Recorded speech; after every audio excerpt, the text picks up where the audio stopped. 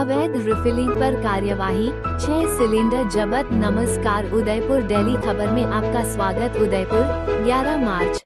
व्यावसायिक गैस सिलेंडरों की आपूर्ति पर लगाई गई रोक के क्रम में रसद विभाग की टीम ने जिला कलेक्टर के निर्देशन में व्यावसायिक सिलेंडरों के अवैध उपयोग एवं रिफिलिंग के विरुद्ध सघन जांच कार्यवाही प्रारंभ की। अवैध रिफिलिंग की सूचना पर जिला रसद अधिकारी मनीष भटनागर के नेतृत्व में प्रवर्तन अधिकारी मानसी पंड्या, प्रवर्तन निरीक्षक डॉक्टर कोमल सिंह सोलंकी सहित टीम ने सवीना स्थित वीआईपी कॉलोनी में आकस्मिक जांच की। इस दौरान व्यावसायिक गैस सिलेंडरों के अवैध रिफिलिंग पर 6 व्यावसायिक गैस सिलेंडर जब्त किए। जिला रसद अधिकारी ने बताया गया कि उक्त कार्यवाही में आवश्यक वस्तु अधिनियम 1955 में प्रकरण दर्ज किया जाकर कार्यवाही की जाएगी। वहीं सघन जांच और कार्यवाही लगातार